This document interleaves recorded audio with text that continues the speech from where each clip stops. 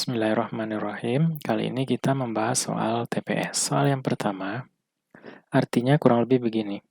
Jika kuadrat jumlah dari akar-akar persamaan kuadrat adalah kurang dari hasil kalinya, maka akar-akarnya adalah, ini square artinya kuadrat. Sum jumlah ya. Nah, jadi kuadrat jumlah kedua bilangan, misalkan bilangan itu adalah X dan Y, maka kuadrat jumlah kedua bilangannya itu adalah X tambah Y dikuadratkan. Kemudian satu lagi, jumlah kuadrat kedua bilangan ini sama dengan X kuadrat tambah Y kuadrat. Nah, ini adalah, di soal kita ini adalah persamaan kuadrat. Jadi secara umum bisa kita tuliskan AX kuadrat ditambah BX tambah C sama dengan 0. Jika kita misalkan akar-akarnya adalah X1 dan X2, maka penjumlahannya X1 tambah X2 ini sama dengan min B per A. Hasil kalinya X1 kali X2 sama dengan C per A. Nah, di soal kuadrat jumlah akar-akarnya, nah jadi X1 ditambah X2 kita kuadratkan is less than their product. Jadi kurang dari hasil perkaliannya. Ya. Jadi kalau kita masukin ini ke sini, kita substitusi aja. Min B per A kuadrat kurang dari C per A. Ini kita kuadratkan, negatifnya jadi positif, B kuadrat per A kuadrat. Kurang dari C per A. Nah, kedua ruas kita kalikan dengan A kuadrat. Ini kali A kuadrat, ini juga. Nah, sehingga ini habis dibagi. Nah, yang di sini tinggal A. Jadi, B kuadrat kurang dari A kali C. Kita buat ruas kanannya jadi 0, sehingga B kuadrat dikurang AC, ya, kurang dari 0. Nah, ini kesimpulan dari soal kita. Nah, perlu diingat bahwa diskriminan itu sama dengan B kuadrat dikurang 4AC. Ya.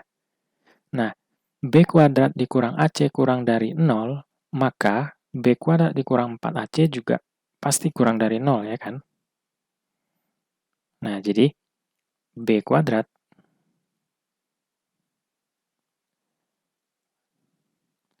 dikurang 4AC juga pasti kurang dari 0. Ya kan? Atau yang ini kan bisa kita ganti D, diskriminannya kurang dari 0. Nah, kalau diskriminannya kurang dari 0, artinya adalah akar-akarnya tidak real. Ya, sehingga jawaban yang tepat adalah yang D. Ya, yang A ini artinya genap. Odd ini ganjil. Ya, negatif. Yang E tidak dapat ditentukan. Nah, itu kalau diskriminannya kurang dari 0. Kalau lebih gimana? Nah, ini artinya akar-akarnya real, berlainan. Jadi akarnya nggak sama. Kalau diskriminannya sama dengan 0, ini akar-akarnya kembar atau sama. Kembar. Ya. Jadi yang D adalah jawaban yang paling tepat. Kita lanjutkan soal kedua. Jika Y sama dengan harga mutlak dari 3X min 5 per min X kuadrat dikurang 3, pertanyaannya adalah untuk berapakah nilai X yang akan membuat nilai Y paling besar atau membuat nilai Y paling maksimum. Ya. Kita tulis ulang, Y sama dengan harga mutlak dari 3X min 5 per min X kuadrat dikurang 3. 3. Nah, kalau kita lihat, harga mutlak itu yang pembilang ini selalu positif. Dan penyebutnya selalu bernilai negatif. Jadi, pembagian antara positif dan negatif pasti menghasilkan bilangan negatif. Jadi, Y itu bakalan kurang atau setidaknya sama dengan 0. Dia tidak pernah positif. Paling enggak dia harus sama dengan 0. Nah, kira-kira dari pernyataan ini berapa nilai Y yang paling besar? Ya, nilai Y yang paling besar adalah sama dengan 0. Karena kalau kita buat dari garis bilangan, ini 0. Nah, dia memenuhinya itu adalah dari minta hingga sampai 0. Jadi maksimumnya adalah 0. Nah, ketika X-nya berapa, Y-nya sama dengan 0. Dalam hal ini, Y-nya adalah maksimum atau paling besar. Ya. Nah, kita bisa membuat Y sama dengan harga mutlak 3X min 5 per min X kuadrat dikurang 3 sama dengan 0.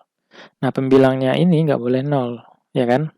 Karena kalau penyebutnya maksud saya. Karena kalau penyebutnya 0, ini akan membuat tak hingga nanti. Tak terdefinisi lagi. Ya, jadi pembilangnya yang harus kita buat 0. 3X min 5 sama dengan 0.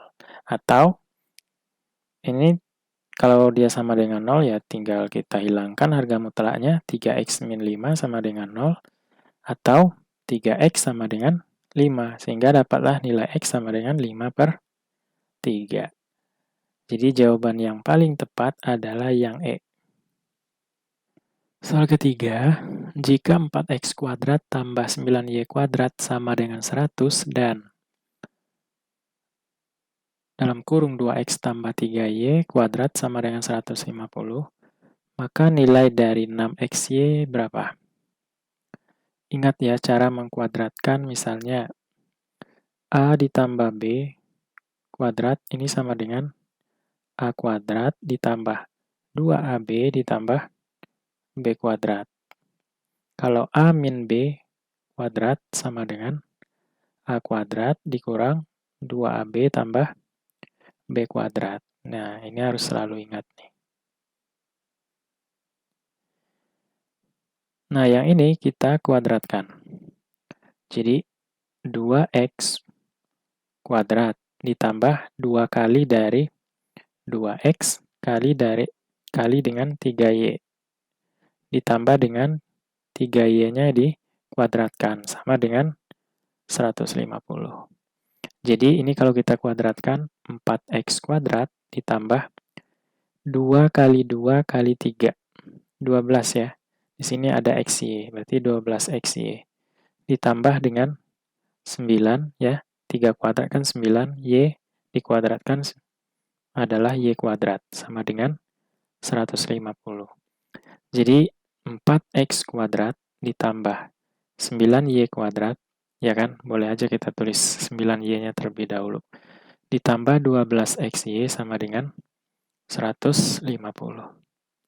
Nah, nilai ini kan sudah ada, yaitu 100. Jadi 100 ditambah 12XY sama dengan 150. 12XY sama dengan 150 kurang 100. Jadi 12XY sama dengan 50. Ya kan? Yang ditanya 6XY. Supaya ini jadi 6, ya kita bagi 2. Ini juga dibagi 2. 12 bagi 2, 6. XY sama dengan 25. Jadi jawabannya yang C. Soal keempat, jika operasi didefinisikan untuk semua nilai X dan Y oleh persamaan ini, maka nilai dari 3, 4, 5. Nah, ini kan X dioperasikan dengan Y, ini sama dengan 2 kali XY. Jadi kita ngerjainnya yang dalam kurung dulu, yang ini, berarti 3 di sini ya. Nah, kita tulis 2 dikali 4 kali 5. Ya, 3, ini 10 berarti 40 ya. Nah, ini kita operasikan lagi dengan 3. Tulis 2 dulu, dikali dengan 3 kali 40. Ini 6 kali 4, 24, nolnya 1 ya. Jadi yang D. Soal kelima, jika G adalah sebuah fungsi yang terdefinisi untuk semua nilai X oleh Gx sama dengan X pangkat 4 per 16, maka berapa nilai G2X dalam Gx? Jadi Gx-nya adalah X pangkat 4 per 16. Nilai dari G 2X sama dengan, kita tinggal ganti X-nya sekarang menjadi 2X. Ya. Jadi X yang di sini jadi 2X pangkat 4 per 16. Nah, kalau kita pangkat 4, di sini kan 2 pangkat 4, X pangkat 4 per 16. Ya kan? Atau sama dengan 2 pangkat 4 kan 16. 16 kali X pangkat 4 per 16. Nah, ini adalah nilai dari G2X-nya, yaitu 16 X pangkat 4 per 16. Nah, nilai dari ini kan Gx. Ya kan? Nah, sehingga nilai dari G2X ini sama dengan 16 kali dari nilai Gx. Jadi jawabannya yang paling tepat adalah yang E. Oke, cukup sekian dulu. Semoga bermanfaat.